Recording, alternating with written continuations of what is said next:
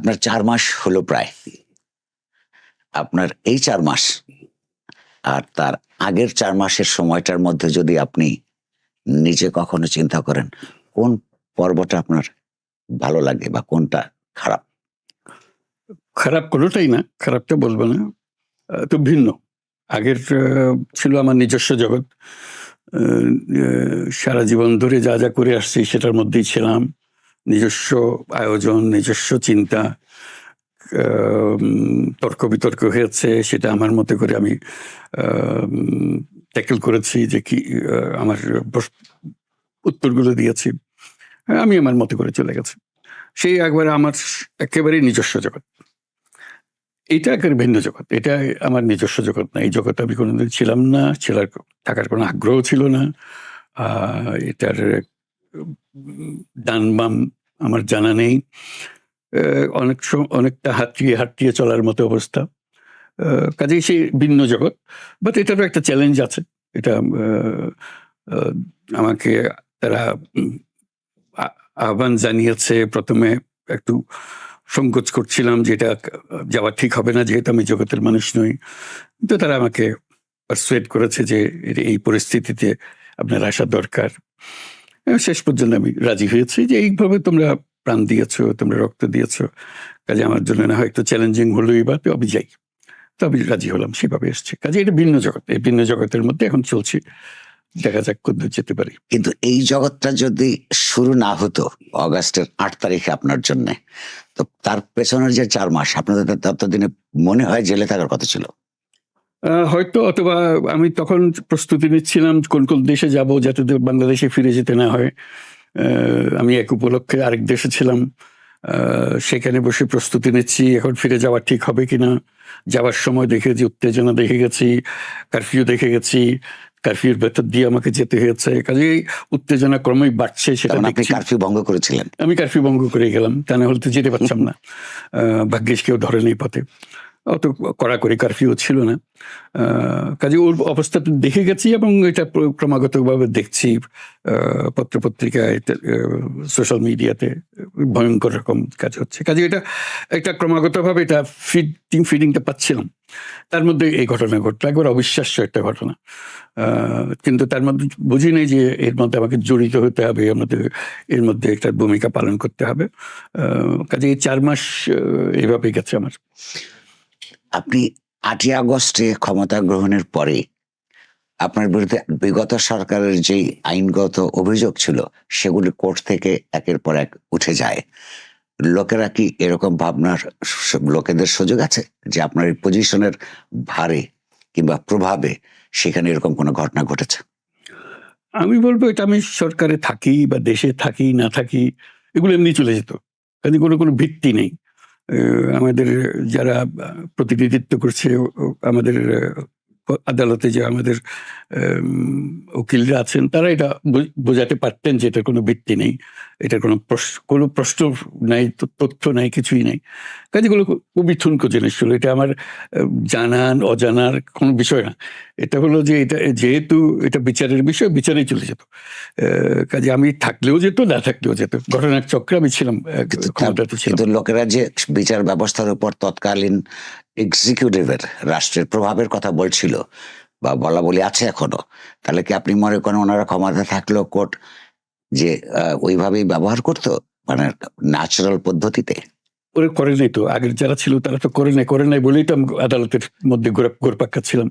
এখন যারা এসছে তারা বিচার চাচ্ছে, বিচার প্রতিষ্ঠিত করতে চাচ্ছে। সেভাবেই যদি চলতো তাহলে তো আমি জেলে যাবার একটা, অবশ্যই আমি তো জেলে যাবার পথেই ছিলাম। আসা যাওয়ার প্রতিবারই মনে হচ্ছে এবারই বোধহয় জেলে যেতে হবে। মাঝে মাঝে প্রস্তুতি নিয়ে গেছি যে হয়তো ফেরা নাও হইতে পারে এবার। আমার সহযোগী যারা আছেন তারা তাদের আত্মীয় স্বজনকে বলে গেছে, তাদের জন্য আমি বলছি আমার কিছু করার নাই, যেমনি আছে হবে। আমি আমার ফ্যামিলিকেও এরকম কোনো প্রস্তুত করে যাইনি, বলি যে রেখে দেবে, নিয়ে গেলে নিয়ে যাবে। আমি খুব সহজভাবে দিচ্ছিলাম যে এটা নিয়তির খেলা, এটা যেভাবে হবার হবে। এটা আমি প্রস্তুতি নিয়ে আমার কোনো কাজ নেই। বলে জেলে থাকলে তো এই করতে হবে, করবো। এটা যখন কপালে আছে এটা আমাকে করে যেতে হবে। আপনি মাত্র বললেন যে এটা একটা ভিন্ন জগৎ এবং এইভাবে জড়িয়ে পড়তে হবে, এরকম একটা রাজনৈতিক দায়িত্ব তো রাষ্ট্র পরিচালনা, সেটা আপনি চিন্তা করেননি? না। আপনি 2007 সালে যখন একটা পার্টি করতে গেছিলেন, সেই সময় তো এটা রাজনৈতিক কর্মকাণ্ড হিসেবেই চিন্তা করেছিলেন। সেখানে যদি আপনি কন্টিনিউ করতেন, তো আপনাকে তো রাজনৈতিক দায়িত্বই গ্রহণ করতে হতো। সেটার কারণ ছিল যে এখানে কোনো রাজনৈতিক দল ছিল না তখন। সবাই আমার বন্ধু-বান্ধব, সহযোগী, পরিচিত সব বলছে, "আপনি একটা করেন, আপনি একটা করেন।" এই পেছনে লেগে রইল। তা আপনি ছাড়া পারবে না কেউ। এই যা বলে আরকি আশেপাশের লোকজন। তা এত ত্যক্ত বিরক্ত হয়ে শেষে বললাম, "ঠিক আছে, আমি করব।" এইটা পথে আসতে যেতে এটা ঘোষণা এই সাংবাদিকরা ধরল। আমি যে, "হ্যাঁ, আমি করব।" এই দিয়ে শুরু হলো। তখন বেশিরভাগ সময় আমি আসা যাওয়া করছিলাম বিভিন্ন জায়গায়। উত্তরবঙ্গে যাচ্ছিলাম, চিটাগাং যাচ্ছিলাম। এই প্রত্যেকবার এয়ারপোর্টে এগুলো কথাবার্তা হচ্ছিল। আর কোথাও না। তখন বলল যে, তাহলে একসময় ধরল যে, "তাহলে কি নাম দেবেন?" আমি যে, "নাম ঠিক করি নাই। নাম ঠিক করলে আপনাদের জানাবো।" তো এবার নাম ঠিক করছেন না কি যান। তখন অবশ্য একটা নাম দিলাম। এই যে এই নাম হবে। নাগরিক শক্তি। নাগরিক শক্তি। আ তারপরে বুঝলাম যে এটা বেশ এগিয়ে যাচ্ছে জিনিসটা। তারপর বলল যে, "এটা মতামত নাও।" সবাইকে বললাম যে, "এটা মতামত নাও।" মতামত নেওয়ার যেটা কোন রকম এটা থেকে দূরে সরা যায় কিনা তার চেষ্টা করছিলাম। আ নামও হলো, মতামতও হলো। তারপর আমি দেখলাম যে না, এটা তো বেশিরভাগ ঢুকে যাচ্ছে এর ভেতরে। তখন ১০ সপ্তাহ প্রায় হবে। তখন বলল যে, "না ভাই, আমি কোনো রাজনৈতিক দলও করছি না, কিচ্ছু না।" কাজে আমার মাথার ভেতরে একদিন এই রাজনীতির মধ্যে দিয়ে গিয়ে ক্ষমতায় যাবো এরকম কোনো পরিকল্পনা ছিল না। এটা দীর্ঘমেয়াদী জিনিস। এটা সাময়িক বিষয়গুলোকে কিন্তু রাজনৈতিক ঠেকায় দেওয়ার দল তো জন্য। শেষ পর্যন্ত ক্ষমতার সঙ্গে সম্পর্কিত। মানে ছিল, কিন্তু তখন আমি তো আসলে রাজনৈতিক দল করতে চাচ্ছিলাম না। ঠেকা দেওয়ার জন্য এগুলো বলে যাচ্ছিলাম। যে বলতে এটা সবাই ধাক্কা দিচ্ছে, আপনাকে করতে হবে, করতে হবে। করে যাচ্ছিলাম। শেষে মনে করলাম যে না, এটা বেশ গভীরে চলে যাচ্ছে। তখন মনে করলাম যে এখন একদম পরিষ্কার বলে দেয়। সবাই হতবাক হয়ে গেছে। আমি ওইটাও আমার বন্ধু-বান্ধব বিরক্ত হয়ে ছেড়ে দিলেন। একটু বিরক্ত হয়ে ছেড়ে দিলাম যে আপনি কি আলাপ করেছিলেন বন্ধুদের সঙ্গে? কিচ্ছু করিনি, সেজন্য আরো হতবাক হলো। যে কিচ্ছু না বলে আপনি আমাদেরকে বললেন না, আমরা পেছনে যে ঘুরলাম দিন ধরে। তাদের তো মনক্ষুণ্ণ হবার খুবই কথা। মনক্ষুণ্ণ গেছে, খুবই মনক্ষুণ্ণ। তারা এখন কি আনন্দে আছে? তারা কাছে আসে না বলে আবার কোন দিকে নিয়ে যায় আমাদের। ওই নাগরিক শক্তির সঙ্গে যে ছাত্রদের নাগরিক কমিটির কোনো চিন্তা বা ভাবনার সম্পর্ক আছে? নাগরিক শব্দটা কমন আছে এটা দেখতেছি। তারপরে আমার সঙ্গে তার কোনো আলোচনা হয় নাই। তারা কোথা থেকে শব্দ পেল না পেল। এই শব্দটা যে কোনো লোক ব্যবহার করতে পারে, কিন্তু আপনার সঙ্গে কোনো পরামর্শ করে নাই তারা। আপনি প্রায়ই বলেন, কয়েকবারই বলেছেন জাতীয় এবং আন্তর্জাতিকভাবে, যে ছাত্ররা আপনাকে এই জায়গায় নিয়ে এসেছে তাদের ম্যান্ডেটের কারণে। ছাত্র সমাজ হিসেবে 5ই অগাস্ট যেই পরিমাণ তারা সমন্বিত ছিল, সংগঠিত এবং একাকার ছিল, এইটা যদি বিভক্ত হয়ে যায়, তাদের উদ্দেশ্য সাধিত হয়ে যাবার পর, এই অর্থে যে ইমিডিয়েট উদ্দেশ্য ছিল তৎকালীন একটা স্বৈরতান্ত্রিক সরকারের পতন, তার পতনের পরে তাদের বিভিন্ন ছাত্র সংগঠনের বিভিন্ন রাজনীতি আছে, তারা যদি বিক্ষিপ্ত হয়ে পড়ে কিংবা তাদের স্বার্থের, রাজনৈতিক স্বার্থের সংঘাত ঘটে, তখন আপনার ম্যান্ডেটটা প্রশ্নবিদ্ধ হবে না? এটা এটা হলো অন্তর্বর্তীকালীন সরকার। আমি সেই সরকারের একটা অংশ। ওইটা হলো রাজনীতি। এই সরকারে আমি কতদিন আছি না আছি সেটা ব্যাপার। ওরা কি করছে, রাজনীতির কি ফল দাঁড়াবে সেটা ভিন্ন জিনিস। এটা একজন নাগরিক হিসেবে ওদের চিন্তা করতে পারে যে কি হবে না হবে। কিন্তু সরকার হিসেবে আমি আমার দায়িত্ব পালন করছি যতটুকু আমার সাধ্য কুলায়। কিন্তু যেহেতু ওদের একটা আমার প্রশ্ন হচ্ছে, সংঘবদ্ধ ছাত্র সমাজের ম্যান্ডেট ছিল, সেই সংঘবদ্ধতাটা যদি বিচ্ছিন্ন হয়ে পড়ে, দুর্বল হয়ে যাবে। দুর্বল হয়ে যাবে। অবশ্যই দুর্বল হবে। এরকম সম্ভাবনা আপনি দেখেন? সবসময় সম্ভাবনা তো থাকে। এটা একটা দুর্বল হবে, আরেকটা সবল হবে। এই গিয়ে আবার এই টুকরার সঙ্গে মিলবে। নানা রকম ঘটনা হতে থাকবে। অন্যান্য টুকরার কথা বলছেন। ধরুন আমরা যারা বাইরের থেকে দেখি, ওই অভ্যুত্থানের বিজয়ী ছাত্র নেতৃত্ব আপনাকে আহ্বান জানিয়েছে। বাংলাদেশের সেনাবাহিনী সেইটাকে সমর্থন করেছে। এবং রাজনৈতিক দলগুলো যারা পাওয়ার কন্টেন্ডার, তারা আপনাকে সহযোগিতা এবং সমর্থনের প্রতিশ্রুতি দিয়েছে। তাহলে আপনি যখন প্রায়ই বলেন ছাত্ররা আমাকে অ্যাপয়েন্টমেন্ট দিয়েছে, আপনার কি মনে হয় যে অন্য 2টা সেক্টর দ্বারা সংগঠিত নানানভাবে তারা মনক্ষুণ্ণ হতে পারে? হতে পারে, কিন্তু বাস্তব তো তাই। আমাকে তো ডেকে এনেছে ছাত্ররা। কাজেই আমি সেভাবেই বলেছি, ছাত্ররা আমাকে নিয়োগ করেছে। এখন সবাই মিলে এটা সমর্থন করেছি আমরা। সেটা হলো বৃহত্তর একটা জিনিস। কিন্তু ইমিডিয়েট ছিল যে আমার সঙ্গে কথাটা হচ্ছে ছাত্রদের সঙ্গে, যাদের সঙ্গে আমার কোনো পরিচয় নাই, তাকে জীবনে দেখিনি তাদের সঙ্গে আমার পরিচয়। সেভাবে আমি কথাটা জানিয়েছি, আমার বাস্তবটা জানিয়েছি। আচ্ছা, তো আপনার কারো মনক্ষুণ্ণ করার জন্য, কাকে আঘাত দেওয়ার জন্য ওরা দেয় নাই, ওরা দিছে, ওরকম কিছু না। না, মানে প্রকৃত পরিস্থিতি এটা। পাওয়ার ব্লকস থাকে তো, অবশ্যই এই তিনটাই আপনার জন্য, দেশের মানুষের জন্য, আপনার সরকারের অস্তিত্ব চলমান থাকার জন্য জরুরি আমাদের মনে হয়। অবশ্যই আপনার এই যে প্রধান উপদেষ্টা যে নাম, মানে নমেনক্লেচার অফ দ্য পজিশন, এটা আপনি এগ্রি করলেন কেন? আপনি কাকে উপদেশ দেন? ওগুলো আমার মাথায় আসে নাই। থাকলে তখন না নামটা কি, উপদেষ্টা হলো না কি হলো, দায়িত্ব নিতে বলেছে, আমি দায়িত্ব নিতে উপদেষ্টা তো একটা পজিশন, আমি জানি না এক্সিকিউটিভ পজিশনের নাম না। উপদেষ্টা মানেই আপনি কাউকে আমি দেন। এগুলো ব্যাখ্যার মধ্যে যাই নাই। বলছে আপনাকে দায়িত্ব নিতে হবে এই সরকারের, আমি দায়িত্ব নিয়েছি। কি নামটা কি দিল না দিল, কোথার থেকে পরে আসলো মনে হয়েছে? বড় মনে হয়নি। মানে কারণ বলছে যে এটা এটা এই ধরনের পরিস্থিতি এই ধরনের নামই হয়, কাজে আমার চ্যালেঞ্জ করার কিছু নাই। দুইটা ভিন্ন। একজন চিফ থাকে, চিফকে অন্যরা উপদেশ দেয়, তাহলে আপনি উপদেশ দাতাদের মধ্যে প্রধান, কিন্তু কাকে? এটা চিন্তা করি নাই। আচ্ছা, আপনি যে মন্ত্রী পরিষদ তৈরি করলেন ছাত্রদের আহ্বানে, অন্যদের সমর্থনে, সেইখানে কি আপনার মন্ত্রী পরিষদ গঠনে পরিপূর্ণ স্বাধীনতা ছিল? পরিপূর্ণ বলবো না, এটা তো তাৎক্ষণিকভাবে হয়েছে, এটা এমন কিছু না, চিন্তা ভাবনা করে করা হয়েছে। কাজে আমাকে যতটুকু বলা হয়েছে আমি সেটা করেছি, অন্য কারা কি করলো সেটা নিয়ে মাথা কামাইনি। পরামর্শগুলি কি এইসব সেক্টর থেকে এসছে আপনার কাছে, বা কোনো রেকমেন্ডেশন সে আর্মি থেকে, রাজনৈতিক দলগুলো থেকে? না, ওরকম ভাবে কিছু আসেনি। বলছে যে এরা আছে, আপনি কারে কারে দেবেন। আচ্ছা ওভাবে আচ্ছা, আমি তো তাৎক্ষণিকভাবে যে কজনের নাম বলে, যে শপথ গ্রহণ করতে হবে আগামীকাল, এরকম অবস্থা বা সেদিনই, তাই আমি বললাম যে আমার পরিচিত যার নাম ছিল সেগুলো দিয়ে দিস। আপনার কাছে কি খবর নিশ্চয়ই আছে, বা আপনার এজেন্সিস গুলো এই খবর কি দেয় যে আপনার সরকারের যারা সদস্য, তাদেরকে অন্তত দুটো ক্যাটাগরিতে জেনারেলি ভাগ করা যায়? এক পক্ষের ব্যাকগ্রাউন্ড হচ্ছে এনজিওস, ও সেখানে আপনার ব্যাপারে একটা সমালোচনা আছে যে চিটাগং এর লোক বেশি, বিকজ আপনার বাড়ি চিটাগং। আরেক পক্ষ হচ্ছে ঠিক আন্দোলন সংগ্রামের মধ্যে গণতন্ত্রের জন্য লড়াইয়ে অনেকেই অনেক দূরবর্তী ছিলেন, এই তাদের কারণে এখন ঠিক স্টেট ক্রাফট পরিচালনার ক্ষেত্রে অভিজ্ঞতা না থাকার কারণে কিছু সমস্যা হচ্ছে। এই কথাগুলো কি আপনার কানে আসে? সবসময় বলা বলি করে, সবাই বলছে, কাজের কানে না আসার কোনো কারণ নেই। আপনার কি মনে হয় চলে বিব্রত হওয়ারও কোনো কারণ নেই, এইভাবে তাই হয়েছে, সেভাবেই হয়েছে। নানা জায়গার থেকে এসছি, আমরা এসছি, আমারও তো কোনো অভিজ্ঞতা নেই, কাজে ওদের দোষ দেবো কি করে? আমাকে যে দায়িত্ব দিয়ে, দেশ চালানোর দায়িত্ব দিয়ে, তো বিন্দুমাত্র অভিজ্ঞতা নেই। আমি তো কারো কোনোদিন এ ধরনের কাজে ছিলাম না। আমি যদি পারি ওরাও পারবে, এটাই আমার ভরসা ছিল। আপনার তাদের পারফরমেন্স নিয়ে আপনার কেমন? আমার নিজের পারফরমেন্স নিয়ে আমার সন্দেহ, ওদের পারফরমেন্স নিয়ে কি জিজ্ঞেস করবো? কিন্তু আপনারটা তো অন্যরা বলবে। আমি বলবো, আমি দেখছি তো। আপনি কি আপনার পারফরমেন্স নিয়ে সন্তুষ্ট? না, বলছি যে আমার তো সেই কোয়ালিটি নাই যে করার জন্য যেটুকু দরকার ওটুকু নাই। যতটুকু সাধ্য মতো করি, যদি লেগে যেতে ভালো, না হলে আমাদের কপাল খারাপ। রাজনৈতিক দলগুলোর সঙ্গে যেই পরিমাণ সমঝোতা এবং যোগাযোগ থাকা দরকার বলে পত্র পত্রিকা বা অন্যান্য যাদেরকে আমরা বলতে শুনি, সেই পরিমাণ সমঝোতা এবং যোগাযোগ কি আপনার আছে বলে মনে হয়? আমাদের কাছে মনে হয় কিছুটা দূরত্ব আছে। আমার কাছে মনে হয় অবিশ্বাস্য রকম সমঝোতা, আত্মীয়তা, ঘনিষ্ঠতা আছে। এটা আমার একটু অবাক লাগে। কাগজে পত্রে দেখি তারা কি একজনের বিরুদ্ধে একজনের একটু কথা বলে, তো যখন সামনে আসে সবাই কি আন্তরিকতার সঙ্গে কথা বলে, আমার কাছে অবাক লাগে এগুলো।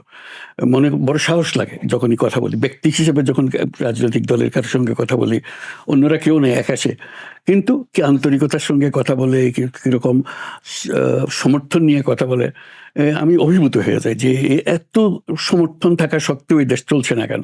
এর মধ্যে মাঝে মাঝে আবার এগুলো কাগজে পত্রে এরকম কথাবার্তা হয় কেন, এই দুরকম কেন, ব্যক্তিগত মনে হয় আপনার? এটাও তো রাজনৈতিক কত কিছু কিছু অঙ্গভঙ্গি আছে বলে, যেগুলো চালু হয়ে গেছে। ওইভাবে কথা না বললে এটা রাজনৈতিক নেতা বলে মনে হয় না, ওইভাবে ওই শব্দে কথা বলতে হয়, সুরে কথা বলতে হয়, টেলিভিশনে গেলে ওই কণ্ঠে কথা বলতে হয়, কিন্তু যে মাত্র ব্যক্তি হিসেবে কথাবার্তা বলার সম্পূর্ণ ভিন্ন। কাজে সেটার আন্তরিকতা এবং সেটার ঘনিষ্ঠতা আমাকে অভিভূত করে, প্রতিবারই আমার এখানে অভিভূত করে। আপনাকে একটা অন্য কথা আসে, আপনার সরকার সেপ্টেম্বর মাসে, সম্ভবত অক্টোবরে, একটা সিদ্ধান্ত নিয়েছিলেন যারা এই গণতন্ত্রের আন্দোলন এবং অভ্যুত্থানে প্রাণ দিয়েছেন তাদের প্রত্যেকটা পরিবারকে 30 লক্ষ করে টাকা দিবেন। পরবর্তীকালে জুলাই ফাউন্ডেশন হলো, সেখান থেকে কথা এসেছিল যে আহতদের 1 লক্ষ টাকা করে এবং 5 লক্ষ টাকা করে যারা শহীদ হয়েছেন, তরুণ তরুণী, ধনী গরিব মধ্যবিত্ত নির্বিশেষে তাদেরকে দেওয়া হবে।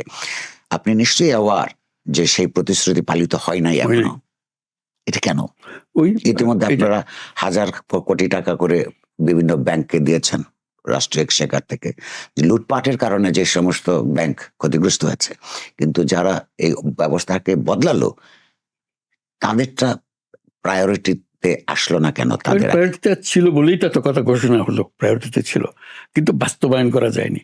এগুলো হলো যে আভ্যন্তরীণ দুর্বলতা, ক্যারি আউট দ্য অর্ডার, এই যে কিভাবে টাকা কার কাছ থেকে কোথায় যাবে, কিভাবে বিতরণ হবে, এগুলো নিয়ে দেওয়ার ব্যাপারে কোনো সন্দেহ নেই। যত টাকা লাগে তার এই কমিটমেন্ট আছে এবং তাদের পুরো জীবৎকালে যত সমর্থন দরকার, যত পয়সা কড়ির দরকার, সবকিছুর জন্য কমিটমেন্ট আছে। এটা নিয়ে কোনো সন্দেহ নাই, টাকারও কোনো অভাব নাই। এটা মাঝখানের যে কতদিন লাগতে পারে মোটামুটি? আমার এখন প্রজেক্ট করতে আমার ভয় লাগে যে কথা বলে ওটা পারি না, তো শেষ পর্যন্ত গিয়ে পৌঁছে না। কথার আন্তরিকতা তো মানুষ বিশ্বাস করে। আপনার অনুমান অন্তত এটা তো খুবই একটা ইমিডিয়েট এবং প্রায়োরিটির মধ্যে থাকার কথা। এটা কি বিউরোক্রেটিক ট্যাঙ্গলস এর কারণে হচ্ছে? বিউরোক্রেটিক ট্যাঙ্গলস এর মধ্যেই এই কার হাত দিয়ে কিভাবে যাবে, কার কাছ থেকে কোথায় যাবে, এগুলো নিয়ে গোলমাল হচ্ছে, আর কিছু না। তাতে বিউরোক্রেসির কিছু হচ্ছে না, কিন্তু সরকার, আপনার সরকারের বদনাম হচ্ছে। এটা আমাদের সবার সম্মিলিত বদনাম। আমি ব্যুরোক্রেসিকেও দোষ দেবো না, তাদেরও নিয়ম কানুন আছে। আমরা হয়তো সেই নিয়ম কানুন বুঝি না বলে কানেকশনটা ঠিক মতো করতে পারিনি। আপনার কোনো টাইম লাইন বলা কঠিন? যত সহজে আমি আবার মাস দিন একটা দিয়ে আবার বিব্রত হতে চাচ্ছি না আর কি। আচ্ছা, সাম্প্রতিককালে আপনি নিশ্চয়ই লক্ষ্য করছেন, আমরাও লক্ষ্য করছি যে সরকারের যে গণতান্ত্রিক সংস্কারের কর্মসূচি এবং নির্বাচন, এই দুইটাকে পরিপূরক না ভেবে একটা সাংঘর্ষিক পর্যায়ে চলে যাচ্ছে আলাপ আলোচনার মধ্যে। এটা কি আপনাকে চিন্তিত করে? না, এখনো সাংঘর্ষিক তো যায় নাই। আমরা যেভাবে অগ্রসর হচ্ছিলাম, একটা ফর্মুলা দিয়েছিলাম, একটা প্রক্রিয়া তৈরি করেছিলাম, এটা কাজে লাগে বা ব্যাকল হয় জানি না। প্রক্রিয়াটা হলো যে কতগুলো কমিশন বসিয়ে দিয়েছে, প্রত্যেকটা সাবজেক্টের উপরে কমিশন বসিয়ে দিয়েছি। এরকম 15টা কমিশন হয়েছে। তার মধ্যে 6টা কমিশন প্রথম ঘোষণা করেছিলাম এবং এই মাসে এই ডিসেম্বরের মধ্যে 90 দিনের মধ্যে সে রিপোর্ট দেওয়ার কথা ছিল। তারা 90 দিনই শেষ করতে পারে নাই, বলছে যে আগামী 7 তারিখে দেবে, জানুয়ারির 7, 1 সপ্তাহ দেরি হতে পারে। তো সেটা সহজ, কারণ আমরা আয়োজন করতেও সময় লেগেছে, ঘোষণা করেছি, তাকে বসার জায়গা দিতে পারি নাই, কোথায় কে কার সঙ্গে পরিচয় করি, ওই সময় লেগেছে। কাজে ঠিক 90 দিন সময় তারা পায় নাই সেই হিসাবে। তো তারা যদি 7 তারিখে দিয়ে দেয়, তাহলে জানুয়ারি 7 তারিখের মধ্যে আমরা 6টা কমিশনের রিপোর্ট পাবো। ওইখানে যাবতীয় সংস্কার সংক্রান্ত ওই যে সাবজেক্টের উপরে আছে, যে বিষয়ের মধ্যে, সেখানে দেওয়া থাকবে, সবার সঙ্গে আলোচনা করে করা হয়েছে। তাহলে সংস্কারের রূপরেখাটা আমরা পেলাম। একটা ইতিমধ্যে কনসালটেশন হয়েছে, ইতিমধ্যে মত বিনিময় হয়েছে, তার মধ্যে কোনোটা ঠিক আছে, কোনোটা ঠিক নেই। একটা তারা কমিশন যেটা মনে করেছে যে এইগুলোই হলো আমাদের সারমর্ম, এগুলো পেয়ে গেলে তখন এগুলো নিয়ে আসবে বৃহত্তর সংলাপের জন্য, যেটার একটা সংলাপ সেদিন হয়েও গেল। যদিও কোনো রিপোর্ট আসেনি, তবে প্রাথমিকভাবে একটা সংলাপ হলো, সবাইকে নিয়ে আলাপ করা, কোনটা পছন্দ কোনটা অপছন্দ, কিভাবে অগ্রসর হবে, ইত্যাদি ইত্যাদি। কাজে সাবজেক্ট ওয়াইজ একটা বড় রকমের কনসেনসাস বিল্ডিং প্রসেস, যেটার জন্য আবার আলাদা একটা কমিশন ঘোষণা করলাম সেদিন। সেটা হলো এই 6 কমিশনের চেয়ারম্যানদের দিয়ে একটা কমিশন, যেটার প্রধান হিসেবে আবার বাইরের থেকে আমি নিজে এটা চেয়ারম্যান হলাম এবং প্রফেসর আলী রিয়াজকে সহসভাপতি করলাম, যে আমরা মিলে এটা একটা কনসেনসাস ডেভেলপের চেষ্টা করি। সেই প্রক্রিয়াটা আমাদের ঠিক করতে হবে, এই কনসেনসাস কিভাবে হবে, সমাজের কোন কোন গোষ্ঠীর সঙ্গে কিভাবে আদান প্রদান হবে, তাতে একটা সম্মত একটা কিছু বার হওয়া যায় কিনা, অন্তত কিছু, সবকিছুতে একমত না হলে অন্তত কিছু বিষয়ে আশা করি একমত হওয়া যাবে। তখন সেটা আমাদের আসলো, এটাই আমাদের সংস্কার, এটা আমরা এক্সিকিউট করি। যেহেতু একমত হয়ে গেছে, তাহলে এটা ইমপ্লিমেন্ট করা সহজ হবে, বাস্তবায়ন করা সহজ হয়ে যাবে। এইভাবে আমরা চিন্তা করছি। এটা আবার কি মধ্য জানুয়ারিতে শুরু হতে পারে বলে মনে হয়? আশা করছি, হ্যাঁ, ডেফিনেটলি। তো অর্থাৎ এই আপনার সরকারের নিজস্ব কোনো সরকারি সংস্কার কর্মসূচি নেই, এই তো সম্বন্ধে আমাদের না, এটা এটাই আমাদের বাইরে থেকে আসছে। বাইরের থেকে নিয়েই তো আমাদের হলো এটা। এভাবে একজনের মাথার থেকে তো আসবে না, 10 জনের মাথার থেকে এসে নির্যাস হয়ে এটা আসলো, না, কিন্তু তারপরেও আবার সবার সঙ্গে আমি আলোচনা বলছি যে সরকারের ক্যাবিনেটে, আপনার ক্যাবিনেটে কি আপনাদের কোনো নিজস্ব চিন্তা ভাবনা কোন না, কোন আমাদের সেক্টরে আছে, কিন্তু সেটা হয় কমিশনকে গিয়ে বলতে হবে, কারণ মতটা ঠিক থাকলে মত সংগ্রহ করার দায়িত্ব হলো কমিশনের। বাট সরকার এইরকম করে কোনো কনসেনসাস নিজস্ব তৈরি করে নিজস্ব নাই। কোনো প্রোগ্রাম নেই। আমরা তো রাজনৈতিক দল না যে আমাদের একটা নিজস্ব থাকবে, আমাদের এক একজনের এক এক মত, এক একজন এক এক রাজনীতি বিশ্বাসী, কাজে সেটা নিয়ে তো আমাদের কোনো অসুবিধা মানে হচ্ছে। এগুলো নিয়ে অনেক ভিন্ন মত কি আপনার সরকারের মধ্যে? এখনো তো দেখিনি, সামনে আসলে দেখা যাবে যখন তর্ক বিতর্ক শুরু হবে। না, এটা আমরা মানি না, আর আপনি এটা অনুমান করছেন? আমরা অনুমান করছি, কারণ সবাই যে একরকম একমত হবে সেরকম তো কথা নেই। আমি যেমন ধরেন একটা ওই সেদিন সংলাপের জন্য আমাকে একটা বক্তৃতা দিতে বলেছিল, সেখানে বললাম যে সমঝোতা কিভাবে হবে এটা প্রক্রিয়া বলতে গিয়ে বললাম, ধরুন আমি মনে করি 17 বছর বয়সে এটা ভোটার হওয়া উচিত এবং আপনি সেটা ভিন্ন মত পোষণ করেন, তাহলে আলাপ হবে ইত্যাদি ইত্যাদি বর্ণনা দিয়েছি। শেষ পর্যন্ত দেখলে আপনার মতটাই ঠিক গেল, আমার তো হলো না, আমি মেনে নেবো সেটা হলো একমত। লোকে মনে করলো যে এটা মধ্যে সরকার থেকে চাপিয়ে দেওয়া হচ্ছে 17 বছর। আমি তো ভাই এরকম বলি নাই তো, আমি বললাম যে ধরুন 17, আমি বলছি 17 বছর বয়স থেকে হওয়া ভালো, এটা একটা মত হিসেবে, মতের একটা সিদ্ধান্ত নয়, সিদ্ধান্ত একটা উদাহরণ হিসেবে। তাহলে এটা সমঝোতাটা কিভাবে হবে? আপনাদের সবার মত একরকম, আমার মত একরকম, তো শেষ পর্যন্ত আমি সবার মত যেদিকে আমি সেদিকে যোগ দেবো, সেটি হলো কনসেনসাস, সেটি হলো ঐকমত্যবোধী যেটা বুঝি। এইভাবে আমরা অগ্রসর হতে চাই। তো সেটা অনেকে ভুল বুঝে মনে হলো যে সরকার থেকে বোধহয় 17 বছর লাগিয়ে দিতে চাচ্ছে। তা বললো যে না ভাই, এরকম তো বলি নাই আমি। এ বিষয়ে সরকারের সুনির্দিষ্ট কোনো প্রস্তাবনা নাই। না। রাজনৈতিক দলগুলোর সঙ্গে, প্রতিষ্ঠিত পুরনো রাজনৈতিক দলগুলোর সঙ্গে আমরা লক্ষ্য করছি যারা নতুন একটা রাজনৈতিক দল করতে যাচ্ছেন, তরুণরা যারা আন্দোলনে নেতৃত্ব দিয়েছেন তাদের একটা অংশ, তাদের মধ্যে পরিষ্কারভাবে বোঝা যাচ্ছে যে তারা সময় নিতে চায় নির্বাচনের জন্য। তরুণরা, রাজনৈতিক দলগুলো মনে করছে যে সংস্কার প্রক্রিয়ার পাশাপাশি নির্বাচন প্রক্রিয়াটা এগিয়ে আনার দরকার, কিন্তু তাদের কথাবার্তার মধ্যে সাম্প্রতিককালে পাবলিক ডিবেটস এর মধ্যে এক ধরনের তিক্ততাও তৈরি হয়েছে। আপনার নজরে এসছে? খুব ভালো করে নজরে এসছে। সেটা একটা দুশ্চিন্তার ব্যাপার নয়? মোটেই না। কি করতে কারণ ওই যে বললাম, বাইরে একরকম, ভেতরে আরেক রকম। আচ্ছা, সেই কারণে তারা শেষ পর্যন্ত একমত হয়ে যাবে। কিন্তু তার তরুণরা মনে করে, যাদের সম্পর্কে যেটা বলা আছে বা আমাদের সঙ্গে যে কথাবার্তা হয়, যে তারা দলটা করবে, দলের পরে কনস্টিটিউয়েন্সি গুলি বিল্ড আপ করবে, লোকগুলি তৈরি করবে, এই কারণে তার সময় দরকার। আর ঠিক সংস্কারটা মাথায় আছে, নিশ্চয়ই তারা সংস্কার চান। এই মুহূর্তে ক্ষমতার রাজনীতিতে তারা প্রায়োরিটি দিচ্ছেন তাদের নিজস্ব সংগঠন তৈরি করে নির্বাচন করা। এই কারণেই অন্যরা মনে করে যে শুধু অন্য একটা গ্রুপকে সময় দেওয়ার জন্য নির্বাচন পিছিয়ে দেওয়া ঠিক হবে না। তা আপনি সেটার মধ্যে কোনো সমস্যা দেখছেন না? সেই জন্য ঘোষণা দিয়ে দিলাম, কতগুলো তারিখ দিয়ে দিলাম, যাতে এই সন্দেহ না থাকে। কারণ যত কিছু টানতে চান না কেন, আমি তো ঘোষণা দিয়ে দিয়েছি, হয় এখানে হবে না হয় এখানে, দুটো তারিখ দিয়ে দিয়েছি। কিন্তু রাজনৈতিক দলগুলো তারপরেও বলছে যে আরো সুনির্দিষ্ট করে দিতে, অর্থাৎ শিডিউল কবে, এর ভেতর তারিখ চাচ্ছে, ও বাড়াতে চাচ্ছে না, এর ভেতরে তারিখ চাচ্ছে কোন তারিখে করবেন। আমরা বলছি সেটা ওই প্রসেসটা অগ্রসর হতে আমরা দেখবো।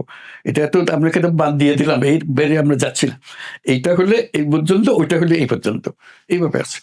কাজে ওটা তো ওনারা বুঝতেছে না, তা বুঝেন, তবু কথাটা বারে বারে বলছে ইন কেস আমরা এটা অতিক্রম করতে চাই, তাহলে চাপের মুখে রাখতে চান। সেটাই, এটা আমি ভালো, এটা আমাদের জন্য ভালো। যাদেরকে চাপের মুখে রাখতে চায় তারা আবার এটা ঠিকই বোঝে, বুঝবো তো বটে। কারণ আমরাও চাই যে চাপের মধ্যে থাকি, কারণ আমাদের ভেতরেও তো নানা মত থাকতে পারে। সেটা কাজে সেই জন্য একটা বাদ দিয়ে দেওয়া ভালো, এই পর্যন্তই। এর ভেতর থেকে আমাদের যা কিছু করতে হবে, এমন না যে কেউ বলে না 5 বছর লাগবে এটা সংস্কার করতে, বলে ফেলতে একজনে, যেটা বলতে না পারে, যে যা কিছু করতে হয় এই ঘটনা এর মধ্যে হতে হবে। এই সংস্কারের জন্য যে সমস্ত পদক্ষেপ নেওয়া দরকার, এই দীর্ঘমেয়াদী পদক্ষেপই করতে হবে, আরো 6 মাস বাড়াতে হবে, বললাম যে না, এর ভেতরে সবকিছু করতে হবে। কাজে এই যে একটা বাদ দেওয়াটা, এটা খুব দরকারি জিনিস আমাদের জন্য, এর মধ্যে আমরা যেন সবকিছু সম্পন্ন করতে পারি। আপনার মন্ত্রী পরিষদের তরুণ সদস্যদের কেউ কেউ কিছু এইসব ব্যাপারে পাবলিক স্টেটমেন্ট করার পর অনেক বিতর্ক তৈরি হয়েছে, আপনি নিশ্চয়ই খেয়াল করেছেন। এবং সরকারের সঙ্গে রাজনৈতিক দলগুলোর একটা অবিশ্বাসের সম্পর্ক তৈরি হতে পারে এরকম কিছু স্টেটমেন্ট এসছে।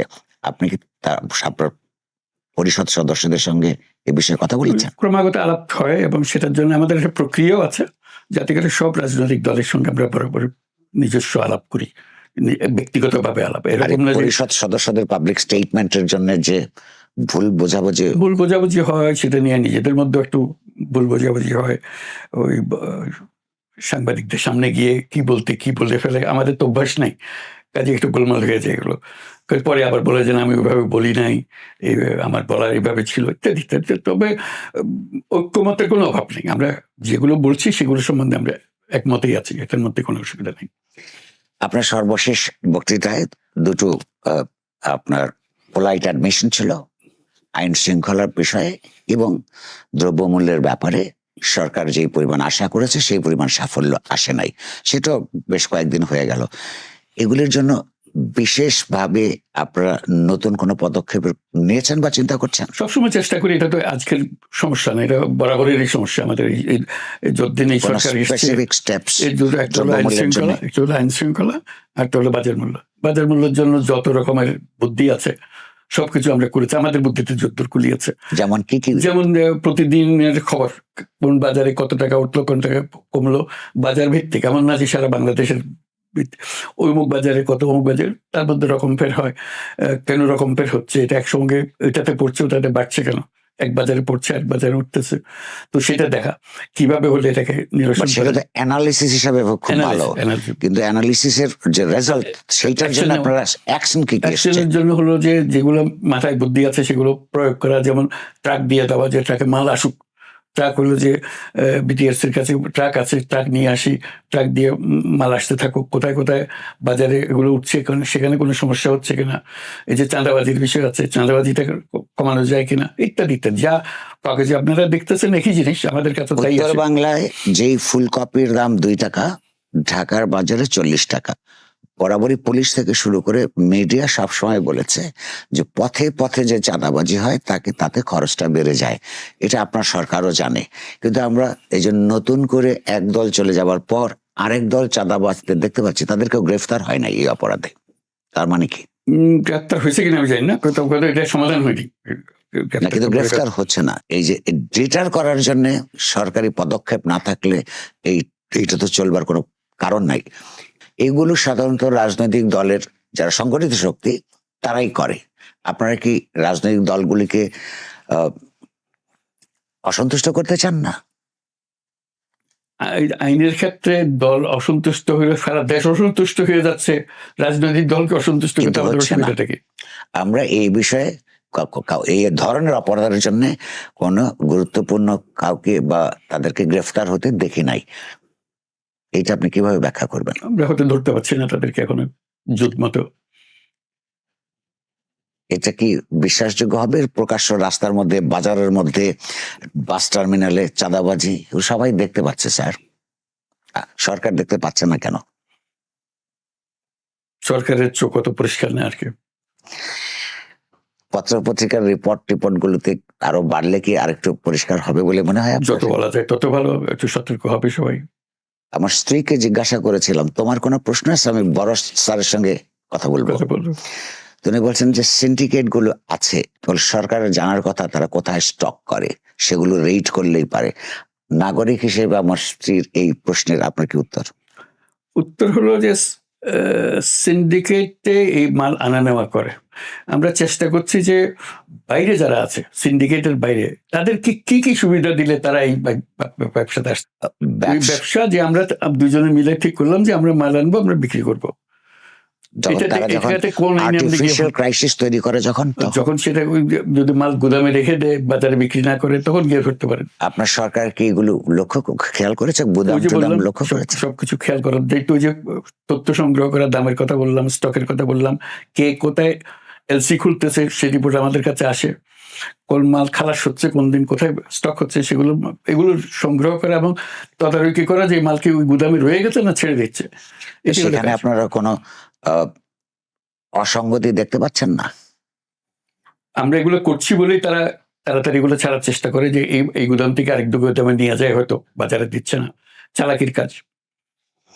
এই চালাকিটার জন্য তো কোটি কোটি গরিব মানুষ ক্ষতিগ্রস্ত বহু হচ্ছে। বহু মানুষ সবাই মানেটা হচ্ছে যে এই বাড়ে। ব্যবধান থাকবার থাক- কোনো কারণ থাকতে পারে না, Right.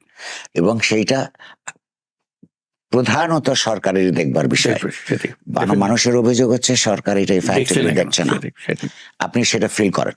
আমি ফিল করি ডেফিনেটলি। তো কোনো এই সরকারের বিরুদ্ধে কিছু কিছু প্রয়োজনে, রাষ্ট্র তো কিছু প্রয়োজনে, মানুষের প্রয়োজনে কঠোর হয়। আপনাদের বিরুদ্ধে সুশীলতার অভিযোগ আছে, কঠোর হচ্ছেন না। আমরা আমাদের সাধ্য মতো কঠোর হয়ে, হয়তো যে কঠোর মানুষের মনে আছে দূর হতে পারছে না, কিন্তু আমরা যেদিন যত কঠোর হইনি অত সে পরিমাণ কঠোর এখন হতে চাচ্ছি। আচ্ছা, আরেকটা আমরা একটু অন্য দিকে যাই। জি, জি। এটা আমরা সবাই জানি এখানে যে বাংলাদেশে এত বড় একটা রাজনৈতিক রক্তাক্ত পরিবর্তনের মধ্য দিয়ে মানুষের মনের মধ্যে গণতন্ত্র প্রতিষ্ঠার কিছু আকাঙ্ক্ষা তৈরি হয়েছে। সেইটাকে আমাদের পাশের দেশ ভারত এক ধরনের সন্ত্রাসবাদী তৎপরতা হিসেবে চিহ্নিত করছে এবং নানান কথা বলছে। এটা আমরা ঠিক জাতীয়তাবাদী চৈতন্য থেকে নয়, দেশকে ভালোবাসি বলে নয়, তথ্য বিকৃতি হিসেবে আমরা নানান জায়গা থেকে এগুলো মিডিয়া এটা সাধ্যমতো বলছে। কিন্তু সেটা একটা হচ্ছে মিডিয়ার লড়াই, আর হচ্ছে যে বস্তুত ফাংশনাল ডিপ্লোম্যাসিতে আপনার এই কদিনের অভিজ্ঞতা অনুযায়ী ভারতের সম্পর্কে একটা সুষ্ঠু ওয়ার্কিং রিলেশন তৈরি হওয়ার ক্ষেত্রে কি আমরা এগোতে পেরেছি? আমরা বরাবরই তো চেষ্টা করছি ভারতের বিভিন্ন পর্যায়ে সম্পর্ক তোলা এবং তাদের কাছে প্রকৃত পরিস্থিতি তুলে ধরা। প্রথমবার যখন প্রধানমন্ত্রী নরেন্দ্র মোদীর সঙ্গে ফোনে আলাপ করলো, উনি ফোন করেছিলেন, ফোনে যেদিন আলাপ করলো উনি অভিযোগ করলেন যে এখানে হিন্দুদের উপর অত্যাচার হচ্ছে ইত্যাদি। তা বললাম যে এটা অতিরঞ্জিত কতগুলো সংবাদ আপনার কাছে যাচ্ছে, কাজে এটা আপনি বিশ্বাস করেন না। যদি আপনি প্রকৃত তথ্য জানতে চান, আপনি আপনাদের সাংবাদিকদের পাঠান, এখানে আসুক, তারা দেখুক, দেখে রিপোর্ট করুক। কাজেই আমাদের তথ্যগুলো যদি আস্থায় আনতে না চান তাহলে এটি প্রকৃত পরিস্থিতি। পরবর্তীতে অনেকে এসেছিলেন, ভারতীয় সাংবাদিক এখানে এসছেন, ঠিক হলে তারা রিপোর্ট করেছে। আমরা চেষ্টা করছি যাতে করে অতিরঞ্জন থেকে বাঁচা যায়। কিন্তু কিছু সংবাদ আছে এগুলো কোনো অতিরঞ্জনের বিষয় না, এটা একবারে গাঁজাখুরি কতগুলো কথা দিয়ে যাচ্ছে, ওটা তারে সামনে দেখাই দিলেও হবে না। তো সেরকম তারা চলছে, নানা রকম আজগুবি সংবাদ দিচ্ছে। তো পরবর্তীতে যখন তাদের সঙ্গে আলাপ হয় তখন এবার তাদের পররাষ্ট্র সচিব যখন আসলেন তখন বললাম যে এরকম কেন হচ্ছে। তো বললো যে ওটা আমাদের সরকারের বিষয় না, সরকারের এর মধ্যে জড়িত না, এগুলো মিডিয়ার বিষয়, এগুলো আমাদের আওতার বাইরে। কাজে সরকার এটার থেকে দূরে সরলো, সেটা আমাদের জন্য একটা বড় অ্যাচিভমেন্ট। একদিন সরকার এটার মধ্যে জড়িত ছিল বলে অনেকটা প্রকাশ করছিল, এখন সরকার বলছে এটা আমাদের না, কাজেই এটা হয়ে গেল। আমরাও চেষ্টা করছি এখন আমাদের তথ্যগুলো তাদের কাছে দেওয়ার জন্য। ইন্টারন্যাশনাল করেসপন্ডেন্টরা যখন আসে, সব সাংবাদিকরা আসে, তারা করে। এখন মনে হয় ইন্টারন্যাশনাল কাভারেজ ইত্যাদির কারণে অত বেশি জুত করতে পারছে না, দিচ্ছে এখনো খবর দিচ্ছে, উল্টাপাল্টা খবর দিচ্ছে, কিন্তু জুত করতে পারছে না, যেহেতু আন্তর্জাতিক যারা সাংবাদিক আছেন তারা এগুলো রিপোর্ট করছেন। আগে বলছিল যে এটা ইসলামিস্ট একটা অভ্যুত্থান হয়েছে, এটা তালেবানদের হাতে চলে গেছে ইত্যাদি। এখন পত্রপত্রিকায় যখন ইন্টারন্যাশনাল কাগজপত্র যখন আসছে, তো ওখানেও তারা সুবিধা করতে পারছে না ওরকম বলে।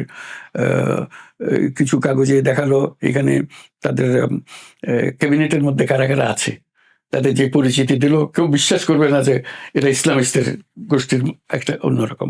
কাজে ওখানে ফেলেও দিতে পারছে না। কাজে যতই তারা করুক না কেন, এই ধরনের যে প্রপাগান্ডা যেগুলো ছিল, প্রচারণা যেটা ছিল, সেটা আগের থেকে অনেক কমেছে। তাতে সব রকমের প্রচারণা বন্ধ হয়ে গেছে এটা বলবো না, একটা প্রচারণা আছেই। এটা আমাদেরকে মোকাবেলা করে। রাষ্ট্রের দিক থেকে কোনো হস্টিলিটিস কি টের পান আপনি? না, আমাদের যে রাষ্ট্রীয় দিক থেকে কোনো হস্টিলিটি নাই। আমাদের তো এই যে বললাম, তারা পরিষ্কারভাবে বললো যে এটার সঙ্গে আমাদের কিছু না, আমাদের সঙ্গে রাষ্ট্রের সঙ্গে সম্পর্ক। আমরা আমাদের বক্তব্যের মধ্যে এগুলো নাই। এবং আমরা বলছি যে আমাদের সম্পর্ক খুব গভীর সম্পর্ক হতে হবে এবং ঘনিষ্ঠ সম্পর্ক হতে হবে, এবং এটা আমরা এখন মেঘ জমেছে, মেঘটা কাটিয়ে উঠতে হবে। এটা বলছে মেঘটা কাটানোর জন্য আমাদের চেষ্টা করতে হবে, উভয় পক্ষে সেটা আমরা চেষ্টা করি। মানবতা বিরোধী অপরাধের বিচার হওয়ার জন্য আপনার সরকার প্রাক্তন প্রধানমন্ত্রী শেখ হাসিনাকে বাংলাদেশে ফিরিয়ে আনবার একটা উদ্যোগ গ্রহণ করেছে, অফিসিয়ালি চিঠি দিয়েছেন আপনারা। আপনার ধারণা রিজনেবল টাইম বলে আর কতদিনের মধ্যে এর উত্তর আশা করেন? আমার কোনো ধারণা নেই এগুলো কতদিন সময় লাগতে পারে। আপনার ফরেন মিনিস্ট্রি নিশ্চয়ই আপনাকে না, এখনো জিজ্ঞেস করিনি কতদিন লাগবে। আমরা প্রক্রিয়া শুরু করেছি। এখন দেখব তারা কি জবাব দেয়, তারা জবাব দিচ্ছে কিনা, এটা ফলো আপ করব। ডেফিনিটলি একটা গতি নেবে এটা। কতদিন অনুমান আমার করে আপনারা আবার চিঠি দিবেন? এটা একটা সময়, এটা মাসখানেক বলেন, আমরা ফলো আপ করবো, দেখেন কি হয়। আমরা আরেকটু পশ্চিমে যাই। মার্কিন যুক্তরাষ্ট্রের নতুন প্রেসিডেন্টের সঙ্গে ভারতের প্রধানমন্ত্রী নরেন্দ্র মোদীর অনেক ভালো সম্পর্ক, এবং ডোনাল্ড ট্রাম্পের ক্যাবিনেটে ইন্ডিয়ান বর্ন 7 জন মন্ত্রী আছে বলে শোনা যায়। আপনার সঙ্গে পশ্চিমের সম্পর্ক ভালো বলে মানুষ মনে করে। তাদের এই সম্পর্ক কি আমাদের দেশে দ্বিপাক্ষিক সম্পর্কের মধ্যে কোনো ক্ষতির কারণ হতে পারে বলে আপনি আশঙ্কা করেন? হতে পারে, কারণ এত ঘনিষ্ঠতা থাকলে ভারতীয় বংশোদ্ভূত নাগরিক ব্যক্তি যদি ওখানে ক্ষমতায় থাকে, তার একটা প্রভাব তো হতেই পারে এটা, এবং ইতিমধ্যে তার প্রভাবের কিছু নমুনা আমরা দেখেছি। কাজে আমরা দেখছি এটা কোন দিকে যায়, এবং ভারতীয় বংশোদ্ভূত হলেই যে সেই ভারতের সঙ্গে যুক্ত থাকবে এমন কোনো কথা নেই। সে হয়তো আমাদের দিকে বেশি মনোযোগ দিতে পারে। আমরা দেখছি সেগুলো কিভাবে আমরা বার করতে পারি, যে কারা কারা আমাদের দিকে সহানুভূতিশীল হবে, কিভাবে আমরা তাদের সহানুভূতিটা পেতে পারি। নতুন সরকারের সঙ্গে সম্পর্কটা কিভাবে গড়ে তোলা যায়। পুরনো সরকারের সঙ্গে আমাদের একটা সম্পর্ক গড়ে উঠেছিল, ভালো সম্পর্ক ছিল। নতুন সরকারের সঙ্গে সেটা আমরা একই রকম ভালো সম্পর্ক করার জন্য চেষ্টা করব। ইতিমধ্যে কি কাজকর্ম এই ব্যাপারে শুরু হয়েছে? এটা নিয়ম আমাদের করতে হয়, যখন নতুন সরকার আসে তার সঙ্গে একটা যোগাযোগ স্থাপন করা, যেগুলো ডিপ্লোম্যাটিক পর্যায়ে হয়, গিয়ে আলাপ করে। ডিপ্লোম্যাটিক চ্যানেলের বাইরে হয়, বন্ধুত্ব পূর্ণ সম্পর্কের খাতিরে জন্য হয়। ওখানে যারা হোয়াইট হাউসে আছেন তাদের সঙ্গে যাদের যোগাযোগ আছে তাদের সঙ্গে যোগাযোগ হয়, কিভাবে করতে হবে, নানাভাবে হয়। এটা বিভিন্ন চ্যানেলে যোগাযোগগুলো করতে হয়। আপনি ইতিমধ্যে সার্কের একটা ইফেক্টিভ রিভাইভালের কথা প্রস্তাব করেছেন বাংলাদেশের তরফ থেকে। তাতে কোনো সাড়া পাওয়া যাচ্ছে বলে মনে হয়? বিষয়টা উঠে আসে সারা মধ্যে, অন্য দেশের যারা আছে তারাও চায় সার্কের অন্যান্য দেশগুলোর মধ্যে, কিন্তু ভারত এটাতে খুব সাড়া দিচ্ছে না। কাজে তারাও ব্যাখ্যা করে যে আমাদের সমস্যা হলো পাকিস্তানকে নিয়ে আমাদের সমস্যা। তো আমি যেটা ব্যাখ্যা করি যে একটা দেশের সঙ্গে সমস্যা হলেই পুরো জিনিসটা ব্যাকল হয়ে যাবে, এটা তো ঠিক হবে না। আমরা চেষ্টা করি ওইটাও সমাধান হোক, অথবা ওই সমস্যাকে পৃথকভাবে রেখে বাকি আমরা সম্পর্ককে গড়ে তুলি। এখন ওইটার কোনো রেসপন্স পাই দেখা যায় না। আরেকটা গুরুত্বপূর্ণ প্রশ্ন যেটা আমার দেশের মানুষ জানতে চায়, বাংলাদেশ থেকে প্রচুর টাকা আওয়ামী লীগ আমলে পাচার হয়েছে। আপনি তার জন্য একটা কমিশনের মতো করেছেন। এই টাকা পয়সা ফিরে পাওয়ার ক্ষেত্রে কোনো মানে অগ্রগতির ইঙ্গিত কি পাচ্ছেন আপনারা? সবাই আশ্বাস দিতে, সাক্ষী প্রমাণ পেয়ে গেলে আমরা নিশ্চয়ই একটা ব্যবস্থা করতে পারবো। এটা এরকম আইন আছে, আইনের মাধ্যমে এটা করব। সব টাকা হয়তো ফেরত আসবে না, কিছু টাকা ফেরত আসবে যদি আমরা সাক্ষী প্রমাণগুলো পাই।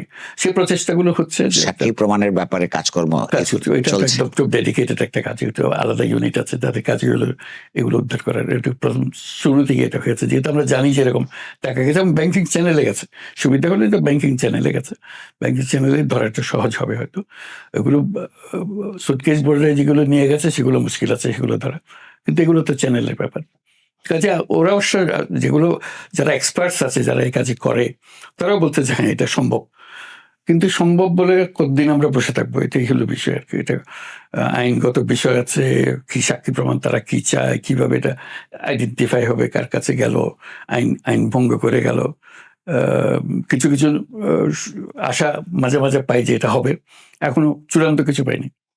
মানে আমাদের আশা করবার কারণ আছে? আশা করার কারণ অবশ্যই কারণ আছে। কিরকম সময় লাগতে পারে বলে আপনার ধারণা? এটা তো তাদের কথা তো কিছু বুঝতে পারি না। এটা যে একটা স্ট্যান্ড লাইন আছে এর মধ্যে গিয়ে এটা শেষ হবে, এটা এখনো বুঝি নাই যে এটা কতদিন লাগতে পারে। আমি একটা আন্দাজে বলে দিতে পারি আপনাকে, কিন্তু আমার মনে হয় না সেটা বলা ঠিক হবে। তো সামনের নির্বাচনের পরে এই যে এরকম দায়িত্ব শেষ করবার পরে আপনি পরবর্তীকালে কি করার প্ল্যান আপনার? আমি তো বরাবরই বলছি যে আমি যে এদের সাময়িক বিষয় ছিল, আমি আমার এই দায়িত্ব পালন করে আমি আমার পুরনো আনন্দের জগতে ফিরে যাব। এই অভিজ্ঞতার উপর কোনো বই লেখার পরিকল্পনা আছে আপনার? না, এরকম চিন্তা করিনি। আপনি বইয়ের কথা মনে করিয়ে দিয়েছেন। আমি দিন কাটানো নিয়ে ব্যস্ত আছি। আপনাকে অনেক ধন্যবাদ সময় দেওয়ার জন্য। আপনাকে অসংখ্য ধন্যবাদ।